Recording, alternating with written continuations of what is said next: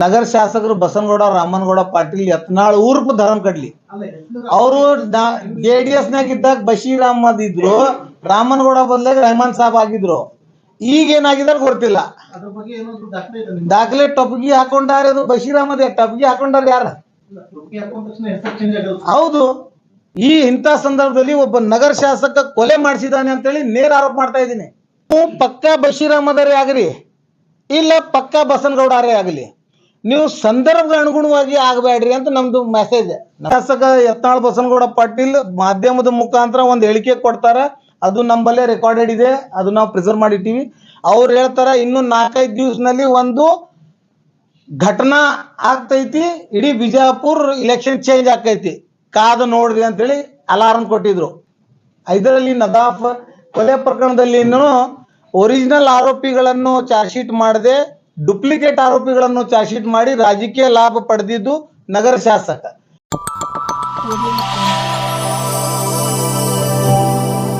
Welcome to M news Bijapur. चलिए चलते हैं आज की खबरों की ओर। ಮಾಧ್ಯಮದ ಮಿತ್ರರಿಗೆ ನಮಸ್ಕರಿಸುತ್ತಾ ಇವತ್ತು ಪತ್ರಿಕಾಗೋಷ್ಠಿಯ ಉದ್ದೇಶ ನಾನು ತಮ್ಮ ಮುಂದೆ ಇಡ್ಲಿಕ್ಕೆ ಬಯಸ್ತಾ ಇದ್ದೀನಿ. ಪಾಯಿಂಟ್ ನಂಬರ್ 1, ವಿಜಯಪುರ ಜಿಲ್ಲಾ ಉಸ್ತುವಾರಿ ಸಚಿವರಾದ ಡಾಕ್ಟರ್ ಎಂ ಬಿ ಪಾಟೀಲ್ ಸಾಹೇಬರು ಕೈಗೊಂಡಿರುವ ಎಲ್ಲ ಅಭಿವೃದ್ಧಿ ಕಾರ್ಯಗಳು ಮತ್ತು ಇಡೀ ನಮ್ಮ ಮುಸ್ಲಿಂ ಸಮಾಜದ ವಾರ್ಡ್ ಮತ್ತು ಏರಿಯಾಗಳಲ್ಲಿ ಅವರು ಮಾತಿನ ತಕ್ಕ ನಡೆದಿದ್ದು ಕೆಲಸ ಕಾರ್ಯ ಬಗ್ಗೆ ಚರ್ಚೆ. ಒಂದನೇದು. ಎರಡನೇದು ಪಾಯಿಂಟ್ ನಂಬರ್ 2, 29ನೇ ತಾರೀಕಿಗೆ ಬಬಲೇಶ್ವರ ಮತಕ್ಷೇತ್ರದಲ್ಲಿ ಕನ್ನೇರಿ ಶ್ರೀಗಳು ಏನು ಆಗಮಿಸುತ್ತಾ ಇದ್ದಾರೆ ಮತ್ತು ಯತ್ನಾಳ್ ಬಸನಗೌಡ ಅಂದರೆ ಬಶೀರ್ ಅಹಮದ್ ಉರ್ಫ್ ಬಸನಗೌಡ, ರಾಮನಗೌಡ ಉರ್ಫ್ ರೆಹಮಾನ್ ಸಾಬ್, ಯತ್ನಾಳ್ ಪಾಟೀಲ್ ಉರ್ಫ್ ಧರ್ಮ ಕಡ್ಲಿ ಇವರು ಗೈರ್ ಹಾಜಿರಿ ಅಂದರೆ ನಿನ್ನೆ ಅವ್ರದ್ದು ಒಂದು ಮಾಧ್ಯಮದಲ್ಲಿ ನಾನು ನೋಡಿದೆ, ಅವರು 29ನೇ ತಾರೀಕಿಗೆ ಅಲ್ಲೇ ಹೋಗ್ತಾ ಇಲ್ಲ ಅಂತ ಅವರು ಅವರಾಗಿ ಹೇಳಿದ್ದಾರೆ. Point number 2. Point number 3, Yatnal Basheer Ahmed Rehman Sab ಧರ್ಮ ಕಡ್ಲಿ ಅಂದರೆ ಬಸನಗೌಡ ರಾಮನಗೌಡ ಪಾಟೀಲ್ ಯತ್ನಾಳ್ ಮತ್ತು ರಾಘು ಅಣ್ಣಿಗೇರಿ ಜೊತೆಗಿದ್ದ ಅಪಾರ ಅಭಿನವ ಸಂಬಂಧದ ಬಿರ್ಕದ ಕಾರಣ ಅವ್ರ ಸಂಬಂಧ ಒಂದು ಬೇರೆ ರೀತಿ, ಅದು ಹೇಳಲಾರ್ದಷ್ಟ ಡೀಪ್ ಸಂಬಂಧ ಇದ್ದು ಮೊದಲವರಿಗೆ ಅಪ್ಪಟ್ಟ ಹಿಂದುತ್ವದ ಮತ್ತು ಇನ್ನೂ ಬೇರೆ ಬೇರೆ ಇಂಟರ್ನಲ್ ಸಂಬಂಧಗಳು ಅವೆಲ್ಲ ಸಾರ್ವಜನಿಕವಾಗಿ ಹೇಳಲಾರ್ದಂಗ ಸಂಬಂಧಗಳು ಇದ್ದು. ಈಗ ಹೆಂಗದು ಬಿರುಕು, ಅದರ ಮೇಲೆ ಏನು ಸಿಡ್ಲು ಬಿದ್ದದ. Point number 3. ಪಾಯಿಂಟ್ ನಂಬರ್ 4, ನಾನು ಮಾಡಿರುವ ಪ್ರಧಾನ ಜಿಲ್ಲಾ ಸತ್ರ ನ್ಯಾಯಾಲಯದಲ್ಲಿ ಮಾನವ ಹಕ್ಕ ಉಲ್ಲಂಘನೆ ಆಗಿದ್ದು ಹೈದರ್ ನದಾಫ್ ಕೊಲೆ ಪ್ರಕರಣದಲ್ಲಿ ಒರಿಜಿನಲ್ ಆರೋಪಿತರನ್ನು ಆಗಿನ ತನಿಖಾಧಿಕಾರಿಯಾದ ಆರೋಪಿ ವಿಜಯ ಮಹಾಂತೇಶ್ ಮಠಪತಿ CPI ಆಗಿನ CPI ಮತ್ತು ಆರೋಪಿ HD ಆನಂದ್ ಕುಮಾರ್ ಆಗಿನ ಪೊಲೀಸ್ ಅಧೀಕ್ಷಕ ವಿಜಯಪುರ ಇವರು ಒರಿಜಿನಲ್ ಆರೋಪಿಗಳನ್ನು ಮುಚ್ಚಾಕಿ ಡುಪ್ಲಿಕೇಟ್ ಆರೋಪಿಗಳನ್ನು ಚಾರ್ಜ್ ಶೀಟ್ ಮಾಡಿ ಇದು ನಮ್ಗೆ ಮೇಲ್ನೋಟಕ್ಕೆ ಕಂಡು ಬಂದಿದೆ. ಯಾಕಂದರೆ ಅದೇ ಕೇಸ್ನಲ್ಲಿ ನಾನು ಒಬ್ಬ ಆರೋಪಿ ಆಗಿದ್ದೀನಿ.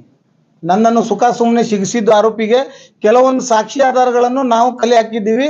ಅದರಿಂದ ಏನು ಮೇಲ್ನೋಟಕ್ಕೆ ಗೊತ್ತಾಗ್ತಾ ಇದೆ ಅಂತಂದರೆ, ಯಾವ ಥರ ಯೋಗೇಶ್ವರ್ ಗೌಡ ಮರ್ಡರ್ ಕೇಸ್ ನಡೆದಿತ್ತು ಅದರಲ್ಲಿ ಒರಿಜಿನಲ್ ಆರೋಪಿತರೇ ಬೇರೆ, ಚಾರ್ಜ್ ಶೀಟೆಡ್ ಆರೋಪಿತರೇ ಬೇರೆ. ಹಾಗಾಗಿ ಈ ಕೇಸ್ನಲ್ಲಿ ಹೈದರಲ್ಲಿ ನದಾಫ್ ಕೊಲೆ ಪ್ರಕರಣದಲ್ಲಿ ಒರಿಜಿನಲ್ ಆರೋಪಿಗಳನ್ನು ಚಾರ್ಜ್ ಶೀಟ್ ಮಾಡದೆ ಡುಪ್ಲಿಕೇಟ್ ಆರೋಪಿಗಳನ್ನು ಚಾರ್ಜ್ ಶೀಟ್ ಮಾಡಿ ರಾಜಕೀಯ ಲಾಭ ಪಡೆದಿದ್ದು ನಗರ ಶಾಸಕ. ಹಾಗಾಗಿ ಇದರದ ಮರು ತನಿಖೆ ಆಗಬೇಕು, CBIದಿಂದ ಆಗ್ಬೇಕಂತ ಮಾನ್ಯ ಜಿಲ್ಲಾ ಉಸ್ತುವಾರಿ ಸಚಿವ ಹಾಗೂ ರಾಜ್ಯದ ಮುಖ್ಯಮಂತ್ರಿ ಸನ್ಮಾನ್ಯ ಸಿದ್ದರಾಮಯ್ಯನವರು ಹಾಗೂ ಗೃಹ ಮಂತ್ರಿಗೆ ವಿನಂತಿ. ಈ 4 ಪಾಯಿಂಟ್ ಮೇಲೆ ಇವತ್ತಿಂದ ನಂದ ಪತ್ರಿಕಾಗೋಷ್ಠಿ ಇದೆ. 6/5/2023 ರಂದು ಒಂದು ಹೈದರ್ ನದಾಫ್ ಅನ್ನೋ ವ್ಯಕ್ತಿಯನ್ನು ಕೊಲೆಯಾಗಿತ್ತು. ಆ ಕೊಲೆ ನಡೆದ ಸಮಯದಲ್ಲಿ ನಾನು ಕ್ರೊನಾಲಜಿಕಲ್ ತಮ್ಗೆ ಒಂದು ಮಾಧ್ಯಮದ ಮುಖಾಂತರ ಪಾಯಿಂಟ್ಸ್ ಹೇಳ್ತಾ ಇದ್ದೀನಿ, ಅದನ್ನು ನೀವು ಎಲ್ಲ ಗಂಭೀರವಾಗಿ ಅರ್ಥಿಸ್ಕೊಳ್ರಿ. ದಿನಾಂಕ 6/5/2023 ಒಂದು ಕೊಲೆ ಆಗ್ತದೆ, ಒಬ್ಬ ವ್ಯಕ್ತಿಯನ್ನು ಶೂಟೌಟ್ ಆಗ್ತೈತಿ. ಆ ಟೈಮ್ ಸಾರ್ವತ್ರಿಕ ಅಸೆಂಬ್ಲಿ ಚುನಾವಣೆ ನಡೆದಿರ್ತದ. ಅದೇ ಚುನಾವಣೆ ಅದೇ ಕೊಲೆ ಆಗೋಕ್ಕಿಂತ 5-6 ದಿವಸ ಮುಂಚೆ ಇದೇ ನಗರ ಶಾಸಕ ಯತ್ನಾಳ್ ಬಸನಗೌಡ ಪಾಟೀಲ್ ಮಾಧ್ಯಮದ ಮುಖಾಂತರ ಒಂದು ಹೇಳಿಕೆ ಕೊಡ್ತಾರ. ಅದು ನಮ್ಮಲ್ಲೇ ರೆಕಾರ್ಡೆಡ್ ಇದೆ, ಅದು ನಾವು ಪ್ರಿಸರ್ವ್ ಮಾಡಿಟ್ಟಿವಿ. ಅವ್ರು ಹೇಳ್ತಾರ ಇನ್ನು 4-5 ದಿವಸನಲ್ಲಿ ಒಂದು ಘಟನಾ ಆಗ್ತೈತಿ, ಇಡೀ ಬಿಜಾಪುರ್ ಇಲೆಕ್ಷನ್ ಚೇಂಜ್ ಆಕೈತಿ, ಕಾದು ನೋಡ್ರಿ ಅಂತೇಳಿ ಅಲಾರ್ಮ್ ಕೊಟ್ಟಿದ್ರು. Point number 1. ಪಾಯಿಂಟ್ ನಂಬರ್ 2, ಸತ್ತಾವ ವ್ಯಕ್ತಿ ಹೈದರ್ ಅಲಿ ನದಾಫ್, ಫಿರ್ಯಾದಿ ಕೊಟ್ಟವಳು ಅವನ ಹೆಂಡತಿ ನಿಶಾತ್ ಹೈದರ್ ಅಲಿ ನದಾಫ್.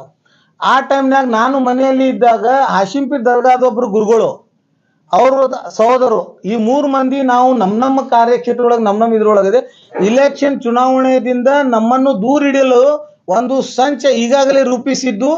ಆರೋಪಿ ಇದೇ ನನ್ನ ಪ್ರಕರಣದಲ್ಲಿ ಆರೋಪಿ ನಂಬರ್ 1 CDR ಟವರ್ ಲೊಕೇಶನ್ ಮತ್ತು ಟವರ್ ಡಂಪ್ ಪೊಲೀಸ್ ಇಲಾಖೆಯವರು ಆಗ ಮಾಡಲಿಲ್ಲ. ಇವಾಗ ಈಗಿನ ನಾನು ಪೊಲೀಸ್ ಅಧೀಕ್ಷಕರಿಗೆ ನನ್ನ PC 1/24 ನಾನು ಹ್ಯೂಮನ್ ರೈಟ್ಸ್ ಕೋರ್ಟ್ ನಲ್ಲಿ ಏನು ಪ್ರಕರಣ ದಾಖಲು ಮಾಡಿದ್ದೀನಿ, ಅದರಲ್ಲಿ ನಾನು ಈಗಿದ್ದ SP ಲಕ್ಷ್ಮಣ್ ನಿಂಬರ್ಗಿ ಅವರಿಗೆ ನಾನು ಕೊಟ್ಟಿದ್ದೀನಿ ಮಾಹಿತಿ. ಅದರಲ್ಲಿ ಆ ಮರ್ಡರ್ ಕೇಸಿನ ಆರೋಪಿ number 1 tower location tower dump CDR ತೆಗೆದ್ರೆ ಅವಂದು ಯತ್ನಾಳ್ ಬಸನಗೌಡ್ರದ್ದು ಟವರ್ ಒಂದೇ ಅದ ಅಂತ ನಮ್ಮ ಗಮನಕ್ಕಿದೆ. I have records. ಆ ಆಯಾಮದಲ್ಲಿ ಯಾವುದು ತನಿಖೆ ಆಗಿಲ್ಲ. ಮತ್ತು ವಾರ್ಡ್ ನಂಬರ್ 19 ಕಾರ್ಪೊರೇಟರ್ ಆದ ನಿಶಾತ್ ಹೈದರ್ ಅಲಿ ನದಾಫ್ಗ ಮತ್ತು ಕಿರಣ್ ಪಾಟೀಲ್ಗ ಅಭಿನವ್ ಸಂಬಂಧ ಈ ಚುನಾವಣೆ ಇವನ್ ಗನ್ ಸಾಯುಕ್ಕಿಂತ ಮುಂಚಿಂತೂ ಇದೆ. ಹಾಗಾಗಿ Kiran Patil direct connection with Yatnal Basanagouda Patil ಮತ್ತು ಇಲೆಕ್ಷನ್ ಅದ ಎಲ್ಲ ಉಸ್ತುವಾರಿ ನೋಡ್ಕೊಂಡಿದ್ದೆ ಕಿರಣ್ ಪಾಟೀಲ್ ಅಸೆಂಬ್ಲಿ ಇಲೆಕ್ಷನ್ದಾಗ. ಹಾಗಾಗಿ ಇದು ಒಂದು ಚೈನ್. ಮತ್ತು ಇದೇ ಕೊಲೆ ಪ್ರಕರಣದೊಳಗ ನಿಶಾತ್ ಹೈದರ್ ಅಲಿ ನದಾಫ್, ಕಿರಣ್ ಪಾಟೀಲ್ ಸಿಟಿ MLA ಮತ್ತು ಒಬ್ಬ ಪ್ರತಿಷ್ಠಿತ ದರ್ಗಾದ ಗುರುಗಳದು ಸಹೋದರ ಸಂಚ್ ರೂಪಿಸಿ ಒಂದು ಕೊಲೆ ಮಾಡಿಸಿ ಆರೋಪ ನಮ್ಮ ಮೇಲೆ ಹೇರಿ ಚುನಾವಣೆ ಯಶಸ್ವಿ ಆಗಿದೆ ಅಂತ ಒಂದು ಮೇಲ್ನೋಟಕ್ಕೆ ನಮ್ಗೊಂದು ಸ್ಕೆಚ್ ಸಿಕ್ಕಿದೆ. ಹಾಗಾಗಿ ನಾವು private complaint human rights file ಮಾಡಿದಾಗ ಆ ಆಯಾಮ್ನಲ್ಲಿ ಆ ಪಾಯಿಂಟ್ ಮೇಲೆ ಇನ್ವೆಸ್ಟಿಗೇಷನ್ ಮಾಡಲಿಕ್ಕೆ ತನಿಖಾಧಿಕಾರಿಗೆ ಸಾಕಷ್ಟು ಒತ್ತಾಯ ಹೇರ್ತಾ ಇದ್ದೀವಿ. ತನಿಖಾಧಿಕಾರಿ ಆ ಪಾಯಿಂಟ್ ಮೇಲೆ ಇನ್ವೆಸ್ಟಿಗೇಷನ್ ಮಾಡ್ತಾ ಇಲ್ಲ. ಮತ್ತು ನನ್ನ ಕಂಪ್ಲೇಂಟ್ ಕೇಸ್ ಸುಪ್ರೀಂ ಕೋರ್ಟ್ದಿಂದ ಡೈರೆಕ್ಷನ್ ಆದರೂ ಪೊಲೀಸ್ ಇನ್ವೆಸ್ಟಿಗೇಷನ್ ಪ್ರೊಸೀಜರಲ್ ಆಸ್ಪೆಕ್ಟ್ನಲ್ಲೇ ತನಿಖಾ ಮಾಡ್ತಾ ಇಲ್ಲ. ಅಡಿಷನಲ್ SP ಅವರು ತನಿಖಾಧಿಕಾರಿ ಇರೋದ್ರಿಂದ ಪೊಲೀಸ್ ವಿರುದ್ಧ ಪೊಲೀಸರು ತನಿಖಾ ಸರಿಯಾಗಿ ಮಾಡ್ತಾ ಇಲ್ಲ ಅಂತೇಳಿ ನಾನು ಜಿಲ್ಲಾ ಉಸ್ತುವಾರಿ ಸಚಿವ ಹಾಗೂ ಮಾನ್ಯ ಗೃಹ ಸಚಿವರು ಮತ್ತು ಮುಖ್ಯಮಂತ್ರಿ ಅವರಿಗೆ ಈ ಮಾಧ್ಯಮದ ಮುಖಾಂತರ ವಿನಂತಿಸಿಕೊಳ್ತಾ ಇದ್ದೀನಿ. ಪೊಲೀಸರು ವಿರುದ್ಧ ಚಾರ್ಜ್ ಶೀಟ್ ಹಾಕ್ಲಿಕ್ಕೆ ಸಾಧ್ಯನೇ ಇಲ್ಲ. ಅವರು ಬಿ ಸಮರಿ ರಿಪೋರ್ಟ್ ಹಾಕು ತಜ್ವೀಜ್ನಲ್ಲಿ ಇದ್ದಾರೆ ಅಂತ ನನಗ ಬಲ್ಲ ಮೂಲಗಳಿಂದ ಮಾಹಿತಿ ಇರೋದ್ರಿಂದ ಮತ್ತು ಸಾಕ್ಷಿ ಪೊಲೀಸರಿಗೆ ಅಧಿಕಾರಿ ಪೊಲೀಸರು ಹೆದರಿಸ್ತಾ ಇದ್ದಾರೆ, ಥ್ರೆಟ್ನಿಂಗ್ ಕೊಡ್ತಾ ಇದ್ದಾರೆ. ಒಂದು ವೇಳೆ ಅಧಿಕಾರಿ ವಿರುದ್ಧ ನೀ ಏನಾದರೂ ಸಾಕ್ಷಿ ಹೇಳಿದ್ರೆ ಮಗನೇ ಸಸ್ಪೆಂಡ್ ಮಾಡ್ತೀವಿ, ಡಿಸ್ಮಿಸ್ ಮಾಡ್ತೀವಿ ಅಂತ ಹೇಳಿ ಹೆದರಿಸ್ತಾ ಇದ್ದಾರೆ ಅಂತ ನನ್ನ ಗಮನಕ್ಕೆ ಬಂದಿದೆ. ಹಾಗಾಗಿ ಮಾನ್ಯ ಮುಖ್ಯಮಂತ್ರಿ ಅವರು ಇದು ಅತಿ ಸಂವೇದನಶೀಲ ಕೇಸ್ ಅಂತ ಪರಿಗಣಿಸಿ, ಯಾಕಂದ್ರೆ ಇದರಲ್ಲಿ ಈ ಕೊಲೆಯಲ್ಲಿ ನನ್ನನ್ನು ಸುಖ ಸುಮ್ಮನೆ ಆರೋಪಿ ಮಾಡಿ ಅರೆಸ್ಟ್ ಮಾಡಿ 6 ದಿವಸ ಇಲ್ಲಿಗಲ್ ಡಿಟೈನ್ ಮಾಡಿದನ್ನು ನನ್ನ ಮಾನವ ಹಕ್ಕುಗಳನ್ನು ಉಲ್ಲಂಘನೆ ಆಗಿದೆ ಅಂತೇಳಿ ನಾನು ಸುಪ್ರೀಂ ಕೋರ್ಟ್ ಮಟ್ಟ ನ್ಯಾಯ ಕೇಳಲಿಕ್ಕೆ ಹೋರಾಡ್ತಾ ಇದ್ದೀನಿ. ಇಂಥ ಸಂದರ್ಭದಲ್ಲಿ ಒಬ್ಬ ನಗರ ಶಾಸಕ ಕೊಲೆ ಮಾಡಿಸಿದ್ದಾನೆ ಅಂತೇಳಿ ನೇರ ಆರೋಪ ಮಾಡ್ತಾ ಇದ್ದೀನಿ. ತನ್ನ ಚುನಾವಣೆ ಲಾಭಕ್ಕಾಗಿ ಒಬ್ಬ ವ್ಯಕ್ತಿಯನ್ನು, ಅಮಾಯಕ ವ್ಯಕ್ತಿಯನ್ನು ಕೊಲೆ ಮಾಡಿಸಿ ಅವನದೇ ಹೆಂಡತಿ ಕಡೆಯಿಂದ ಇನ್ನೊಬ್ಬರ ಮೇಲೆ ಸುಳ್ಳು ಆರೋಪ ಮಾಡಿ ಚಾರ್ಜ್ ಶೀಟ್ ಮಾಡಿ ಕೇಸ್ ಮುಚ್ಚಿ ಹಾಕು ತಜ್ವೀಜ್ನಲ್ಲಿ ಇದ್ದಾರೆ. ಹಾಗಾಗಿ ಈ ಕೇಸನ್ನು CBIಗೆ ವರ್ಗಾವಣೆ ಮಾಡಿ ಸತ್ಯಾಸತ್ಯತೆಯನ್ನು ಹೊರಗೆ ತಂದು ಬಯಲಿಗಿಳಬೇಕು. ನಿಜವಾದ ಆರೋಪಿಗಳನ್ನು ಶಿಕ್ಷೆ ಮಾಡಿಸ್ಬೇಕು, ಇನ್ನೋಸೆಂಟ್ ಆರೋಪಿಗಳನ್ನು ದೋಷ ಮುಕ್ತಗೊಳ್ಳಬೇಕಂತ ಹೇಳಿ ನನ್ನ ಮಾಧ್ಯಮದ ಸಬ್ಮಿಷನ್. ಒಬ್ಬೊಬ್ರು ಕೇಳ್ರಿ, ಸಿಂಗಲ್ ಪ್ರಶ್ನೆ ಕೇಳ್ರಿ, ನೀವಂತ ಕೇಳ್ರಿ. ಸರ್ ನಾನು 2008ರಲ್ಲಿ, ಈಗ 2008ರಾಗ ವಕೀಲ್ ಆಗಿನಿ ಅಂತಂದ್ರೆ 25 ಅಂತಂದ್ರೆ 17 ವರ್ಷ ಆಗಿರ್ಬೇಕು. ಈಗ ಕೋರ್ಟ್ ಒಳಗೆ ಇರುವಂತ ವಿಷಯ ನೀವು ಮಾಧ್ಯಮಗಳ ಮುಂದೆ ಇಲ್ಲ, ಕೋರ್ಟ್ ಒಳಗೆ 1 ಮಿನಿಟ್ ನಾನು ಹೇಳ್ತೀನಿ ಕೇಳ್ರಿ. ಕೋರ್ಟ್ ಒಳಗೆ ಇದ್ದ ವಿಷಯನ್ನು ಮಾಧ್ಯಮದ ಮುಂದೆ ನಾನು ಚರ್ಚೆ ಮಾಡಿಲ್ಲ. Investigating point already matter is charge sheet is filed, matter is investigating method is concluded. ನಾನು ಏನು ಹೇಳ್ತಾ ಇದ್ದೀನಿ, ನನ್ನ ಕೇಸ್ ಅಂಡರ್ ಇನ್ವೆಸ್ಟಿಗೇಷನ್ ಇದೆ. ಯಾವುದು? PC 1/24 pending before the supreme court. ಅದು ಎದಕ್ಕಿದೆ? ಆರೋಪಿ ಪೊಲೀಸ್ ಆಫೀಸರ್ಸ್ ಯಾರು HD ಆನಂದ್ ಕುಮಾರ್ ಆರೋಪಿ, ವಿಜಯ ಮಹಾಂತೇಶ್ ಮಠಪತಿ ಮತ್ತು ಇನ್ನೂ 8 ಮಂದಿ ಕೂಡಿ ಕಾನೂನನ್ನು ಚಾಲೆಂಜ್ ಮಾಡಿದ್ದಾರೆ ಹೈಕೋರ್ಟ್ನಲ್ಲಿ. ಕಾನೂನೇ ತಪ್ಪಿದೆ ಅಂತೇಳಿ ಆ ಕೇಸ್ ಪೆಂಡಿಂಗ್ ಅದ. ಅದರದ ಮೆರಿಟ್ಸ್ನ ಡಿಸ್ಕಸ್ ಮಾಡಿಲ್ಲ. ನಾನೇನು ಮಾಡಕತ್ತೀನಿ, ಇನ್ವೆಸ್ಟಿಗೇಷನ್ ಡೈರೆಕ್ಷನ್ ಕೊಟ್ಟಿದ್ದಾರೆ ಸುಪ್ರೀಂ ಕೋರ್ಟ್ನವರು.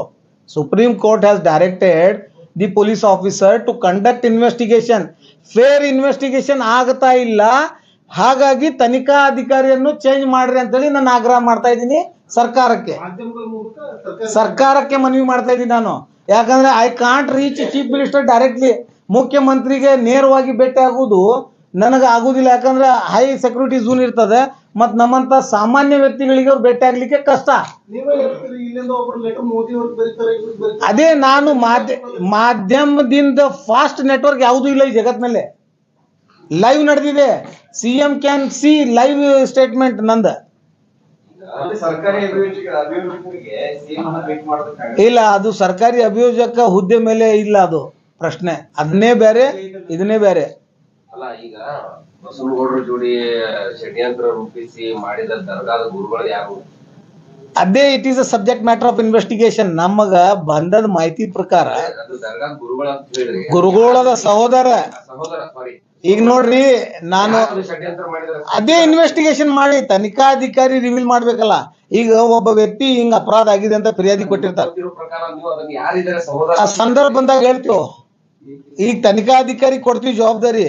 ಮಾಡಿದ್ರೆ ಸರಿ, ಮಾಡ್ಲಿಲ್ಲ ಅಂದ್ರೆ ನಮ್ಮಲ್ಲಿ ಎವಿಡೆನ್ಸ್ ಇದೆ, ಅದನ್ನ ಹಾಜರು ಮಾಡ್ತೀವಿ ಸೂಕ್ತ ನ್ಯಾಯಾಲಯಗಳಲ್ಲಿ. ಸರ್ ನೆಕ್ಸ್ಟ್ ಎಲ್ಲಾ ಹೇಳಿರಿ, ನಾವು ಹೆಸರೊಂದು ಹೇಳ್ಬಿಟ್ರೆ ಅದು ಕರೆಕ್ಟ್ ಆಗಿ. ಹೆಸರು ಅಲ್ರಿ, ಸಮಯ ಬರ್ಬೇಕಲ್ಲ, ಸೂಕ್ತ ಸಮಯ ಬರ್ಲಿ, ಸೂಕ್ತ ಸಮಯ. ಪತ್ರಿಕಾಗೋಷ್ಠಿಯೊಳಗ ಅವ್ರು ಯಾರೋ ಬಸೀರಾಮ ಧರ್ಮ ಕಡ್ಲಿ ಅವ್ರು ಯಾವ ವ್ಯಕ್ತಿ ಯಾರು ಅಂತ ಗೊತ್ತಾಗ್ಲಿಲ್ಲ ನಮ್ಗೆ. ನಗರ ಶಾಸಕರು ಬಸನಗೌಡ ರಾಮನಗೌಡ ಪಾಟೀಲ್ ಯತ್ನಾಳ್ ಊರ್ಪ ಧರ್ಮ ಕಡ್ಲಿ. ಅಲ್ಲ, ಹೆಸರು ಅವರು JDS ನಾಗ ಇದ್ದಾಗ ಬಶೀರ್ ಅಹಮದ್ ಇದ್ರು, ರಾಮನಗೌಡ ಬದಲಾಗಿ ರೆಹಮಾನ್ ಸಾಬ್ ಆಗಿದ್ರು. ಈಗ ಏನಾಗಿದಾರ ಗೊತ್ತಿಲ್ಲ. ಅದ್ರ ಬಗ್ಗೆ ಏನಾದ್ರು ದಾಖಲೆ ಇದೆ ನಿಮ್ಗೆ? ದಾಖಲೆ ಟೊಪ್ಗಿ ಹಾಕೊಂಡಾರ, ಅದು ಬಶೀರ್ ಅಹಮದ್ ಟೊಪ್ಗಿ ಹಾಕೊಂಡಾರ ಯಾರ? ಟೋಪಿ ಹಾಕೊಂಡ ತಕ್ಷಣ ಹೆಸರು ಚೇಂಜ್ ಆಗಲ್ಲ. ಹೌದು. ಮತ್ತು ಎಲ್ಲ ಮುಸಲ್ಮಾನರು ಜಿಹಾದಿಗಳು ಇರಲ್ಲ, ಎಲ್ಲ ಮುಸಲ್ಮಾನರು ಆತಂಕಿಗಳು ಇರಲ್ಲ. ಎಲ್ಲ ಮುಸಲ್ಮಾನರಿಗೆ ಪಾಕಿಸ್ತಾನ ಕಳಿಸೋ ಅವಶ್ಯಕತೆ ಇಲ್ಲ. ಕೆಲವೊಬ್ರು ನಮ್ಮವರು ಅವ್ರ ಜೊತೆಗೆ ಸೇರ್ಕೊಂಡಾರ. ರಾಜ್ಯದಲ್ಲಿ ಸಾಕಷ್ಟು ರಾಜಕಾರಣಿಗಳು ಟೋಪಿ ಹಾಕಿದ್ದಾರೆ. Yes. ಹಾಗಾದ್ರೆ ಅವ್ರು ಎಲ್ಲರೂ ಇಲ್ಲ, ರಾಜ್ಯದ ಎಲ್ಲ ರಾಜಕಾರಣಿಗಳು ಟೊಪ್ಪಿಗೆ ಹಾಕೊಂಡು ಮುಸಲ್ರಿಗೆ ಬೈದಿಲ್ಲ. There is a difference. ಧರ್ಮ ಕಡ್ಲಿ ಮುಸಲ್ಮಾನ್ ಸಮಾಜಕ್ಕೆ ಧರ್ಮಕ್ಕೆ ಬೈತಾರ, ಅವಹೇಳನಕಾರಿನಾಗಿ ಮಾತಾಡ್ತಾರ. ಸಿದ್ದರಾಮಯ್ಯ ಸಾಹೇಬರು ಚೀಫ್ ಮಿನಿಸ್ಟರ್ ಅವರು ಎಂದಾದ್ರೂ ಮುಸ್ಲಿಂ ಸಮಾಜಕ್ಕಾಗಿ ಅಥವಾ ಇಸ್ಲಾಂ ಧರ್ಮಕ್ಕಾಗಿ ಅವಹೇಳನಕಾರಿಯಾಗಿ ಮಾತಾಡಿದ್ದು ಕಂಡೀರಾ? ಪ್ರಧಾನಮಂತ್ರಿ ನರೇಂದ್ರ ಮೋದಿಜಿಯವರು ಎಂದಾದ್ರೂ ಇಸ್ಲಾಂ ಧರ್ಮನ್ನು ಮುಸಲ್ಮಾನರನ್ನು ಅವಹೇಳನಕಾರಿಯನ್ನಾಗಿ ಮಾತನಾಡಿದ್ರು ಕೇಳಿದ್ರ? ಹಾಗಾಗಿ ಅವರು ಬಶೀರ್ ಅಹಮದ್ ಆಗಲ್ಲ. ಬಶೀರ್ ಅಹಮದ್ ಇರವ. ರಾತ್ರಿಗೆ ಬಶೀರ್ ಅಹಮದ್, ಹಗಲತ್ ಬಸನಗೌಡ ಆಗಬಾರ. ನಮ್ದು ಉದ್ದೇಶ ಏನಿದೆ, ಅವರಿಗೆ ನಗರ ಶಾಸಕರೇ ಅತಿ ಗೌರವ ಇದೆ ನಮಗೂ.